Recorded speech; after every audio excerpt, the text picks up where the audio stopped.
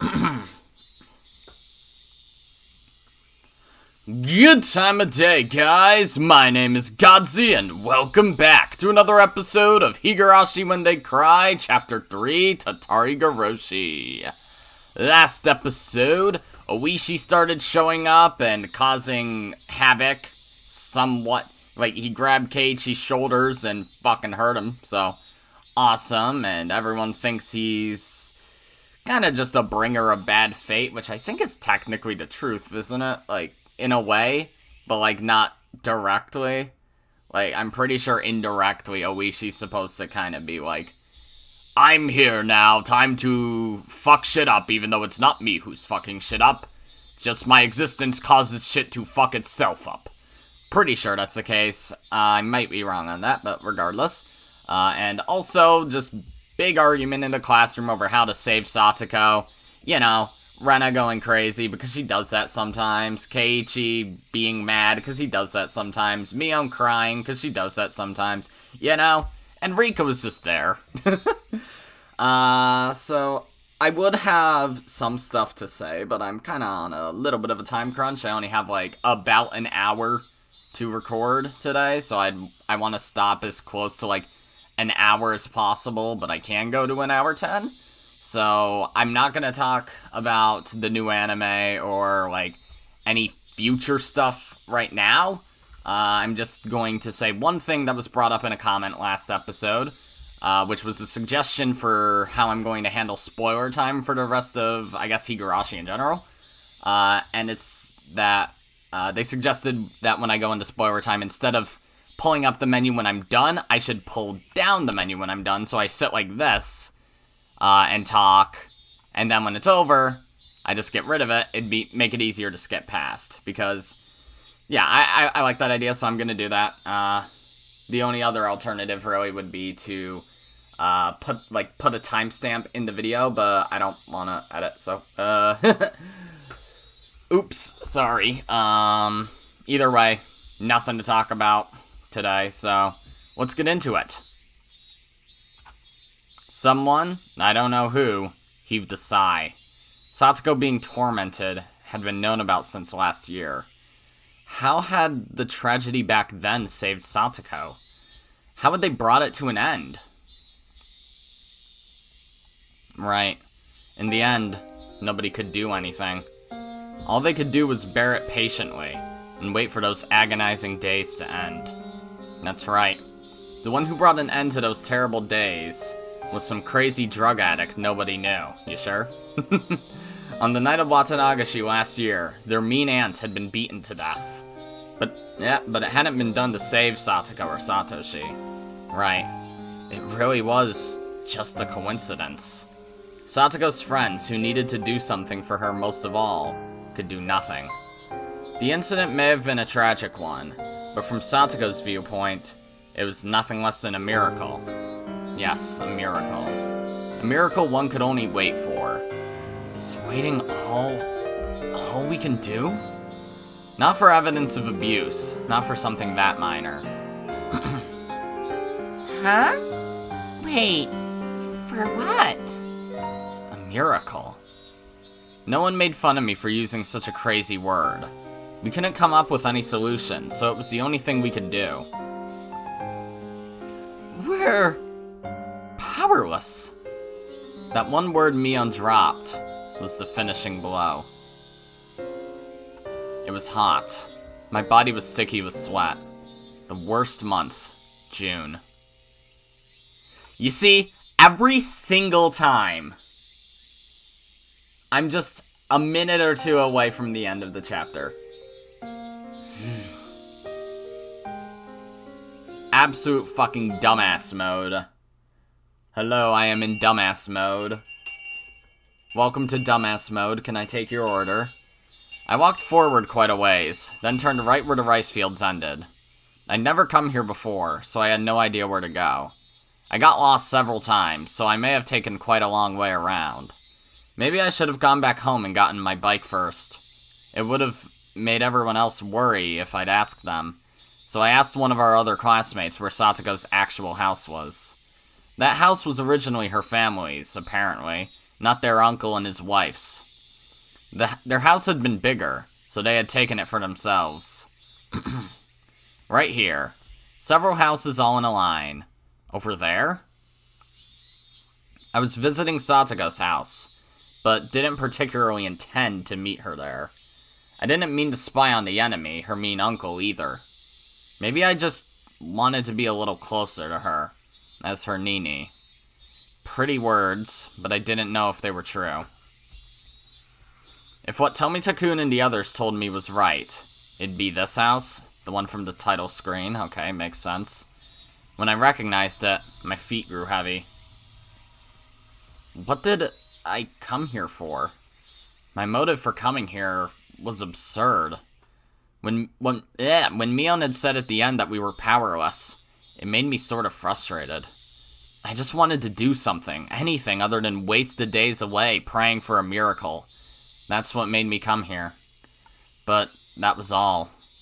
Even if I were to witness her uncle actually tormenting Satoko, what could I do? Would I act like a comic book hero, punch the guy in the face, and take Satoko away with me? And then live together somewhere far away? That was ridiculous. I'm powerless. The cicada's voices, raised in chorus, sounded like they were scoffing at me. As though they were saying that if I couldn't do anything and wouldn't do anything, then I should go back home. I heard a car approaching, so I got out of its way. But the car stopped right behind me, its horn honking shortly once. Annoyed, hadn't I gotten out of their way? I looked behind me, and a familiar face was looking at me out of the driver's seat window. Coach. Hello, Mayabara-san. How unexpected to meet you all the way out here. Do you live nearby? Me being here wasn't normal. Just as I considered somehow giving him the slip, I noticed Satoko sitting in the passenger seat. Satoko? Satoko got out of the car and began unloading a lot of groceries from the trunk. I happened to run into Coach on my way back from shopping. He said he'd bring me home, so I accepted his offer. She wouldn't have been able to carry all those groceries on her bike. As Coach spoke, he pulled Satoko's bike from out of the back seat where they'd put it. The grocery bags were big, and there were 4 of them. They all seemed to be packed full and very heavy. Those bags? 7 Smart? Hey, isn't that a little far to go by bicycle? I looked at the bags, and saw they were filled to the brim with sake bottles, snacks you'd eat with sake, and boxes of cigarettes. God, that guy's worse than I remember, Jesus. Their weight was one thing, but their contents were nothing less than luxury items. I made it thanks to Coach. He helped me out. It was a little difficult going up those hills. Satoko gave Coach a smile filled with gratitude, but it was incredibly awkward and even heartrending. Satoko, these groceries aren't for dinner tonight, are they? Of course not. I do not drink sake, and I hate snacks. What kind of kid are you? I mean, not the sake part, but... Of course I don't smoke, either. He made Satoko go to a distant store by herself on her bike. So she could buy dumb shit like this? And what was the uncle doing right now anyway? He must have been working up a good sweat at this very moment if he needed to send Satoko out by herself, right? If not, then how much? How much had Satoko suffered for no reason? I hadn't intended to voice my feelings, but they may have made it into my face. Coach might have noticed because he clapped me on the shoulder. Just then, one of the house windows clattered open, and the face of a vulgar man, the very sight of which made me immediately avert my eyes, emerged from within it. There were no self-introductions necessary. My gut told me that this was the uncle in question. The first thing out of his mouth should have been words of gratitude for Satoko. Oh, does he not have a sprite? Okay. I remember this dude being, like, kinda gruff looking. Like, this is gonna sound weird, but, what was that dude's name in Kokonia? Abdo? Was it Abdo? I think it was Abdo. Like, if you combine Abdo make him blonde and Asian, I guess. And then give him Oishi's build. That's what I remember Teppei looking like. Like a fat blonde man with a mullet and a Hawaiian shirt. That's what I remember. So probably we'll just go with this. Satoko! You left the heat for the sake on when you left you half-wit! I'm sorry, but you told me to go right away. Shut up! You've gone and ruined it! And it was the good stuff, too!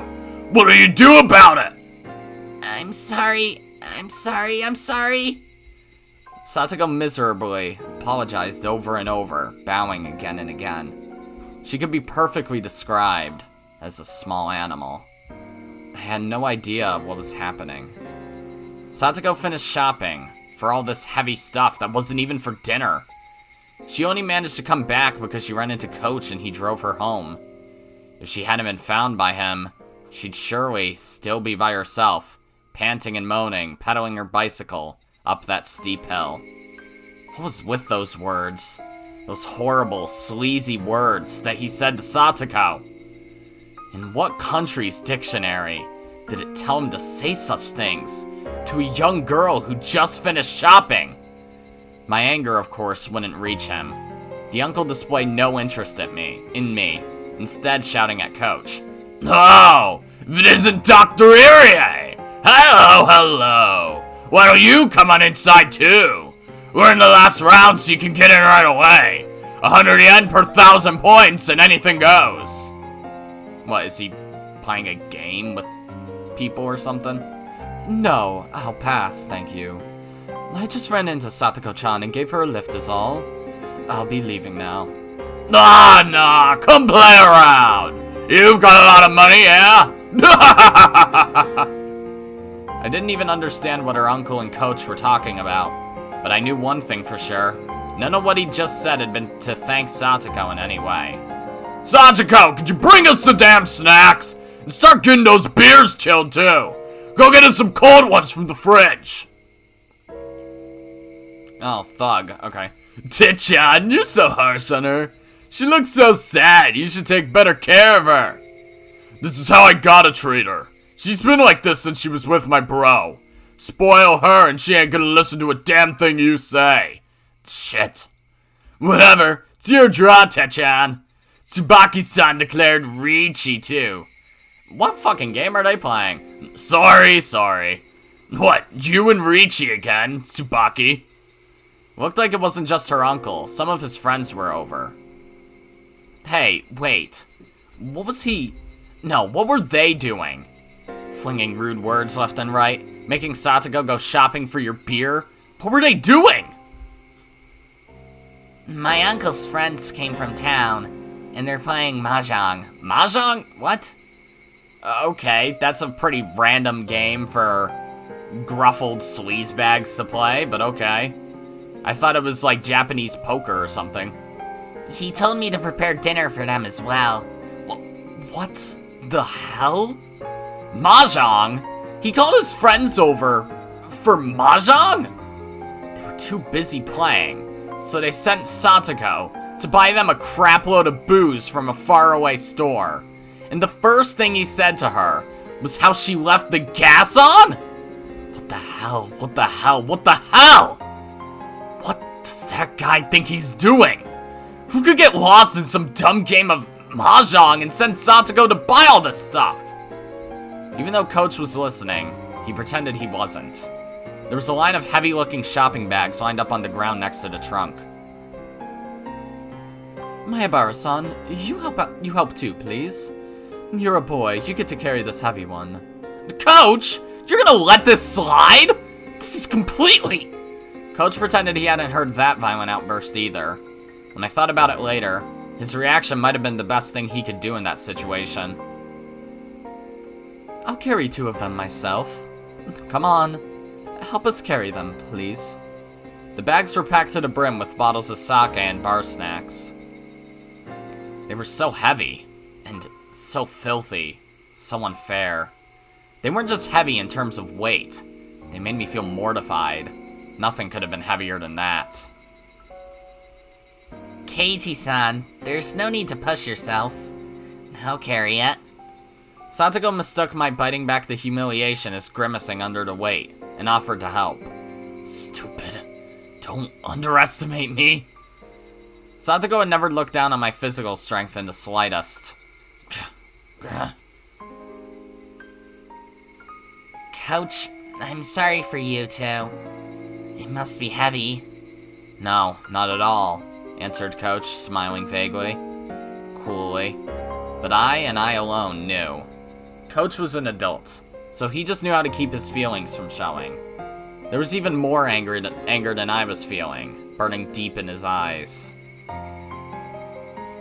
Well, it is heavy. Shit. Wasn't very far to the doorstep of Satoko's house, but the bag squeezed my palms and started leaving red marks. Fury welled up in me, and the back of my throat stung. But even if it all came gushing out, it wouldn't solve anything. So, just tightly gritting my teeth was as much as I could do. Really, thank you so much, both of you. You really helped me here. After we carried them to the back door, Satoko said that was enough. Occasionally, we'd hear the repulsive laughing of her uncle and her friends from within, and my insides would seethe. I knew they weren't ridiculing us, and that was why it made me so mad. They'd made Satoko shop for all this heavy, selfish stuff, then ignored her and laughed amongst themselves as they pleased. It was deeply aggravating.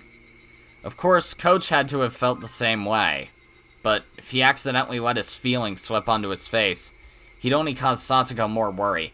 Hold on, how did Teppei find Satoko in the first place? Like, did he already know she lived with Rika, or did she see her on the side of the road and just be like, "Alright, you're living with me again!" or something like that? He knew all that, and spoke coolly, as if to say he didn't care. Not at all. I'm happy I could be a bit of help for you. If there's anything else I can help with, please tell me. Yes, I really am happy you feel that way. That he feels that way. Those words were sad. Satoko herself was sad and resigned, that we could only help her so much. But she was right. No matter how much Kocher I want to help Satoko, this was as much as we could do. I felt absolutely ashamed in not having the power to help her any more than this. Burning, boiling emotions were bubbling up within me and rising into my throat. Trembling all over, I almost started to cry from my fury. Me too. If there's anything I can do, I'll help you whenever you need. So, hang in there. I wanted to at least give her those trite words, saying that I'd help her whenever she wanted. Yes. Thank you very much. I'm happy just that you came all the way here when you didn't need to. Satoko seemed to have guessed what I was doing in a place like this, when my house was in the opposite direction from school. Alright. You should get going. They're drunk right now, so there's no telling what they'll get mad at you for.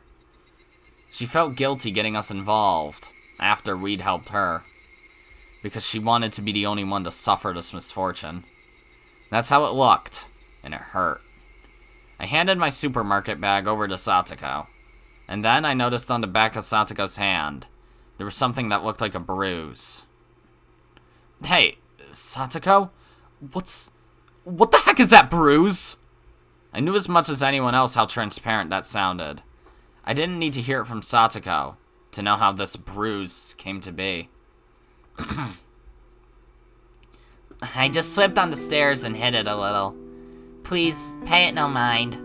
You're lying! Coach nudged me in the back. And then he put his index finger to his mouth to chide me for being so loud. Really, thank you so much.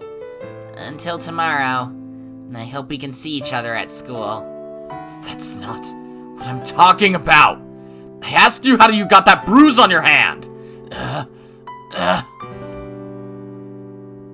The evening glow finally got to a point where I could see the other concealed oval-shaped bruises and traces of swelling on her neck and her legs and other places too.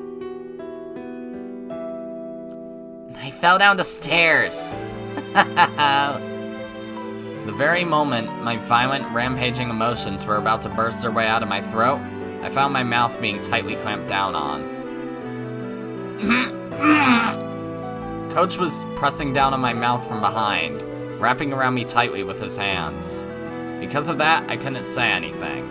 I could only groan, which I did. That was all I could do. I needed to expel all the magma sitting deep within me, because otherwise I'd surely explode into a million pieces that very moment. So I groaned. I groaned. From my mouth, from my whole body, while heat fell in drops from my eyes. I groaned and groaned. I groaned to the point of exhaustion. I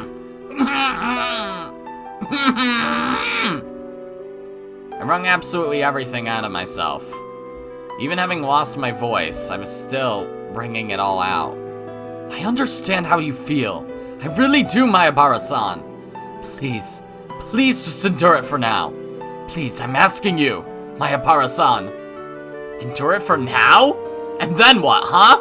What would happen to her, to Satoko? Her body and mind were wounded, and she was being made to suffer like this. Can you not even let me howl in vain at it? Is that it, Coach? Are we this powerless? So powerless that we can't even fucking scream from the bottom of our hearts?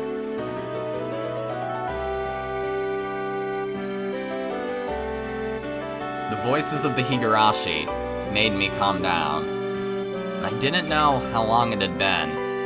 Satoko abruptly gave a slight bow. Thank you very much, Keiichi-san. Satoko. You looked a lot like my real Nini just now. My real Nini may not be here anymore, but I have another Nini named Keiichi-san. Yeah, you got it. I'm your Nini. And when you're in pain, I'll help you no matter what. Your Nini will rescue you for sure. Satoshi Hojo, you fucking idiot! If not now, then when? Satoko, she's never been in more pain in her life. If her Nini doesn't save her now, then when will he? Why did you run away? Why did you abandon her? Why did you leave Satoko behind? You don't have any right to call yourself Satoko's Nini. I won't run away. Huh? I definitely won't run away. I won't run away and abandon you like Satoshi did. No way! I will not abandon you! Slip. Tears trickled down from Satoko's eyes. And then she narrowed her eyes into a smile. Goodbye, Nini. Satoko took her right hand and awkwardly waved to me. I'll be alright. My Nini now helped me so much. So I'll be okay. I'll do my best until tomorrow. I'll be okay. So, for today, this is goodbye. There was no way that I could say bye, see you tomorrow. And then from inside the house came a throaty, disgusting voice. Satoko! Could you bring us the snacks already? Okay, Nini. Get going already. I'll be fine now. Hurry. Let's go, Mayabara-san. Staying any longer than this would be a bother to Satoko-chan. Coach, Nini's house is a little far away. I'm sorry to ask you this, but could you take him home? Yes, I'll do that. Coach grabbed me by my collar, and with strength I couldn't have imagined him having, started dragging me away. And I, unable to oppose him, started getting farther away from Satoko.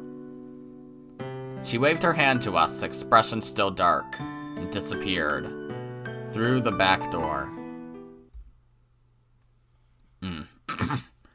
Coach got into the car first, then turned around on the narrow path and brought the passenger side door around for me. I know how you feel so well it hurts. No, I think I understand even more than you. But right now, just for now, please endure it. She understood exactly how you feel, so please endure it. If you don't, I know already. I'm sorry. Thank you for before. I meekly got into the passenger seat. The car accelerated quietly, and Satoko's house grew farther and farther away in the rearview mirror. We made a wide turn, and then I couldn't see her house anymore. Is your house that far away? It's in the other direction from the school, isn't it? I didn't bother to reply. I would have been hard-pressed to give him an answer as to why I was at Satoko's house. Coach didn't say anything more either. For a while, the two of us were silent, the only sounds from the gravel spraying over the road as we drove. I remembered how Rena said things were different than last year. At the time, she had Satoshi with her. Satoshi protected Satoko, so that less of the sparks fell onto her. But now, Satoshi isn't here. Yes, that's the unfortunate truth. Coach seemed to understand what I really meant when I said that. It's a terribly sad, cruel story, but there's a limit to our resolve, our efforts, and our assistance. It sounded like an excuse, but he was right. Even if Coach and I wanted to be people Satoko could depend on, that was all. It ended at the front door. No matter how much I shouted that I would be her Nini, no matter how much I shouted that I wouldn't abandon her, no matter how much Satoko called me Nini, I couldn't do any more than that. Where on earth could Satoshi have gone? Right, Satoshi was another story. Her actual brother, Satoshi, he was in a position to protect her far, far better than we ever could. That was the cold, sad truth of the massive gulf between Satoshi and us. I wonder what he's been doing lately. Satoshi left home. I didn't know why. Maybe it was because of Oyashiro-sama's curse, or he disappeared or something. In any case, he wasn't beside Satoko now. At the time Satoko needed him to protect her most, he wasn't here. Why isn't he here? Satoko needs him now more than ever. A lot of people talk about Oyashiro-sama's curse, but the only thing I can say is that he ran away. One of my friends said that one day he just never came back. He ran away without even leaving so much as a note for his sister? Satoshi-kun had been doing part-time jobs a lot. At the time, Satoko-chan really wanted this huge stuffed animal. It ended up costing a lot, so he was doing all sorts of part-time jobs in order to afford it. He felt so strongly about it. Everyone was whispering about how he at least wanted to get his sister a nice birthday present, since she was being made to live such a pitiful life with her uncle and his wife. In the end, he didn't use his savings for a birthday present for Satoko. Satoshi-kun disappeared, and the police looked long and hard. They found out that Satoshi-kun had withdrawn all his savings himself on the day he left. After checking all over, they began to think that maybe he'd used his savings to go to Tokyo. Tokyo? For what? Again, all I can say is that he ran away. He saved up all that money so he could run away? He was that selfish? But how could he just leave Satoko behind? If he was going to run away anyway, he should have brought Satoko with him. Even now, Coach was still calm. He wasn't trying to pour any oil on the fire of my anger at all. He just waited until my anger naturally subsided. After listening to gravel being crushed under the wheels for a little while, Coach spoke abruptly. Please understand. Satoko-chan, left behind, arrived at the same conclusion. I'm a burden on my brother, and that's why he abandoned me. He didn't take her with him when he left. How terrible must Satoko have felt, being betrayed by the brother she loved so much. But Satoko-chan was a very strong person. Of course, she had the support of close friends too, but that was how she regained her smile.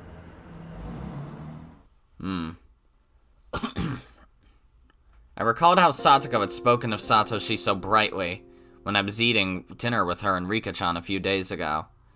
At the time, I didn't think any more of it than how pleasant their sibling love had been.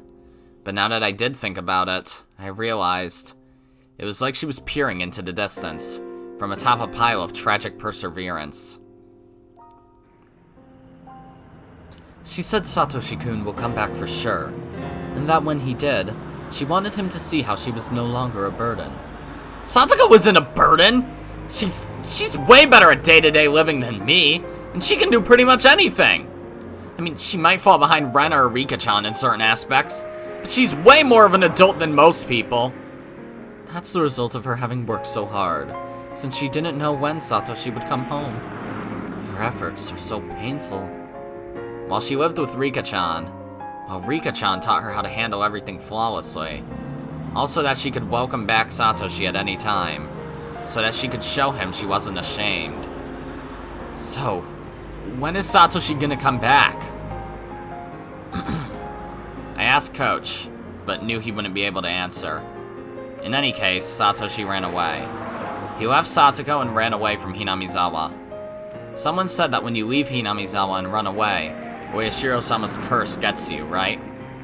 Then, that made sense. Satoshi running away, and his disappearance, that would obviously mean people thought it was the curse, right? And they could smile, as though it were his own fault, as though he got what he deserved. Hey, Oyashiro-sama, whoever you are, Satoshi didn't vanish because he ran away. You demoned him away with your curse. Demoned him away with your curse, didn't you? If that's not what happened, then I won't forgive you. When did Satoshi run away? The night of the Watanagashi festival last year, when their aunt was killed by that deviant. It was a few days after that, on Satoko-chan's birthday. On Satoko's birthday? Bang! I slammed my hands on the dashboard in front of me with all my might. I forgot that Satoko's birthday is in June. Huh. Satoshi. Of all the days he could have chosen to run away. Their aunt just died a few days before, didn't she? All your days of suffering were about to end, weren't they? You were just about to start thinking about a new life, weren't you? It's wrong to be happy about someone dying, but for Satoko and her brother, her birthday had come at a critical turning point. Their mean uncle had fled down, and the siblings would be left alone. They should have been able to be happy about that, on Satoko's birthday. Satoko was probably waiting for her brother to return the whole time. Waiting for her brother to return, when he never did. Waiting with bated breath for her brother to return, her hopes and dreams of a new life to come growing ever larger. But no matter how long she waited, he didn't come back. He didn't even contact her. Satoko, trembling in anticipation of a great present. Just when? When would she have to face the cold, terrible truth? Satoshi, you fucking idiot. I could feel my blood rising to my head in my anger at Satoshi. I was frustrated. I was aggravated. I couldn't forgive him. Satoko still respected and adored her brother, and yet he so heartlessly betrayed her. Such a person wouldn't just come back, now when he was most needed. Yes, no one would protect her. Not even her real brother, Satoshi. So when she started to see you as her Nini, I was happy. Huh? I pray for Satoko-chan's happiness as well, but I have a position in society and a job to do every day. I have little time that I can devote to Satoko-chan. But you're different. You go to school with her, and you're closer to her and Satoshi-kun in age. I know you think you can only do so much, but you're in a position where you can give Satoko-chan a hand much better than I can. So, I want you to help her enough for the both of us. That's what I wish for. But that's... Coach, you could... Of course, with my job skills, there are plenty of things only I can help her with. But in the same way, there are things only you can do for her.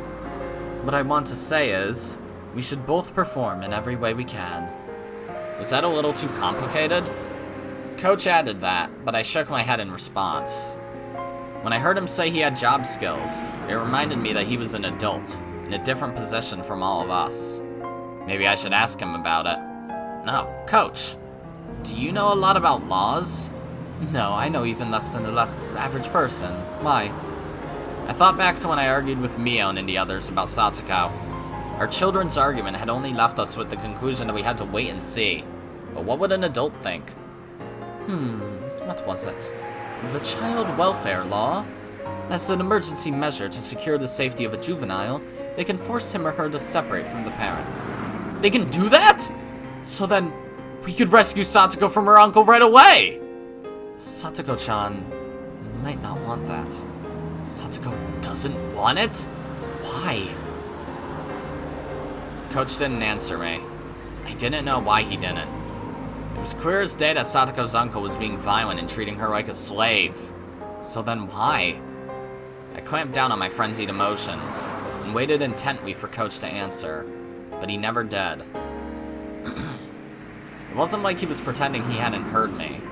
If I had to say, it was more like he wanted to explain, but couldn't put it into the right words. Satoko-chan probably thinks of this poor treatment as a trial. A trial? This isn't some weird religion we're talking about. You might know this, but Satoshi-kun always looked out for Satoko-chan. She always relied on him, almost as though she was utterly dependent on him. I'd known for a while that Satoshi had always protected Satoko from their aunt and uncle, but that was his duty as an older brother, not something to worry about. I think that may have traumatized her. Maybe she figured that depending so heavily on her brother had made him hate her. And for Satoko, the current situation was a retelling of the story of a little over a year ago. But this time, Satoshi wasn't here. She wants to overcome this trial by herself, without relying on anyone else. And that if she doesn't grow strong, then Satoshi-kun will never return. She thinks something like that now. Or so I believe. Now that he mentioned it, Satoko had never said a word about how hard it had been before. I figured she was being threatened not to talk about it, but I talked with everyone and we were wondering if we should report it to the Child Consultation Center. I have heard that a social worker was visiting Satoko-chan last year. Yes, in the end they decided to wait and see. We thought maybe that made her get tormented even more. That was... Apparently Satoko-chan reported it herself. And as a result, the abuse worsened, but was kept just out of sight. She was under even more torment, and the burden on Satoshi-kun for protecting her rose considerably. Could Satoko... She wouldn't be thinking it's her own fault for reporting it, would she? Coach nodded quietly. Satoko-chan would probably either hate it if you suggested reporting the abuse, or feign courage and say you didn't need to. And even if you reported it in secret, she'd probably insist to the social worker that she wasn't being abused. Satoko always acts tough and doesn't readily admit defeat, so I could imagine that easily. And the Child Consultation Center has enormous authority in these matters. They can take emergency measures without needing any permission from a court or the concerned child. If the abuse was known to the public, they could forcibly shelter her even if she denied it. For Satoko-chan, that would probably mean losing. This isn't about winning or losing! It's real life! Satoko, she's... Back on topic, after they placed her under their protection, she would be sent to a child care institution or the like. She would basically be living there, so it would mean moving away. And with the change in residence would come a change in schools, too. That... changing schools... It has to be done. If that's what it'll take for her to be safe. Satoko-chan understands all those things. All the more reason for her not to want it. Why? Because Satoko-chan's reason for living is to wait at that house for Satoshi-kun to return. The young girl abandoned by her brother. How did she find her reason to live? Try looking at it from Satoko-chan's point of view rather than your own. I felt like he was trying to confuse me with that hard-to-understand, roundabout way of talking so unique to adults. The point was that I couldn't do anything about Satoko wanting to stay in that house, and that I should watch until she gives in. In the end, no matter what I said, Coach himself was saying to wait and see. I don't understand. What? If I feel that Satoko is really in danger, I will take action without asking anyone's opinion. She might not be happy with the result, and she might hate me for it. But I believe that will ultimately be what brings Satoko happiness. Coach turned to me and gazed fixedly into my eyes. It was written all over his face. He was shocked at what such a young kid had said. Why would you go that far? Coach, no, rather, normal adults might not have understood. So I taught him the creed and the values that I believed in. Satoko is my friend. I am Satoko's Nini. Isn't that enough of a reason? I stared at him with a will strong and unbreakable as steel as his eyes betrayed a tiny bit of unrest. No, of course that's enough. We were silent for a little while, until finally, Coach said only that. Didn't we make a promise? I'm sorry, what? That we weren't going to ever let Satoko cry. We made a vow on that day at the barbecue party. I didn't think about it hard at all, but Coach and I still made a promise. That we would never let Satoko cry. Coach gave a dry grin of regret, immediately apologizing for not remembering. One way or another, when he grinned like that, it made me think that his enthusiasm for saving Satoko was a tiny bit smaller than mine. He lightly hit the brakes, making a skidding noise, and my whole body suddenly fell forward. Could that be your house there? Oh, right, Mayabara-san would live at the Mayabara residence, wouldn't he? Before I knew it, we were almost to my house.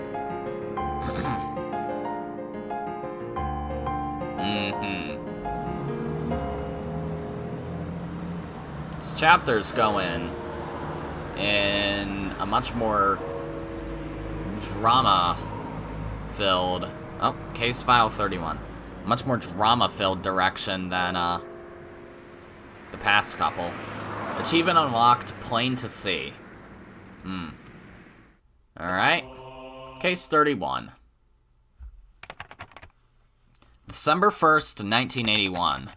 Prefecture Juvenile Welfare Division Report. Do not view, do not duplicate. Case 31, November 20th. Satoko Hojo, blank years old. Residence, blank, Hinamizawa Village, Shishibone. 1. Consultation circumstances. Anonymous telephone SOS of child abuse. 2. Abuse situation. Anonymous claims that a female child is suffering physical abuse by adoptive parents, her guardians. 3. Family structure. Circle marks abusers. Adoptive father, adoptive mother, older brother, child in question. Note, in June 1980, the child's parents died in an accident, and she was given to her uncle on her father's side, her father's younger brother. 4. Child Consultation Center's response. On the day of the anonymous telephone consultation, the center called the child's school and asked of her situation. The next day, the welfare officer on duty visited the child's home and heard what they had to say. Both adoptive parents agreed to the center's coaching, contacted anti-abuse network in the city. As part of the suggested coaching, a district welfare officer in the area began visiting for coaching at fixed intervals.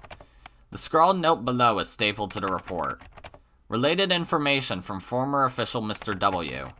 Refer to 1977 document D23 number 44.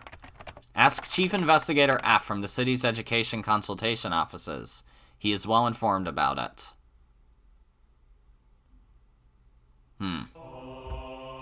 Alrighty. Well, I think I'm gonna end this episode here because I severely misjudged how much time I have. Like, I thought I could go to an hour 10. Nope, I can't even go to 50, so... This is a shorter episode, but...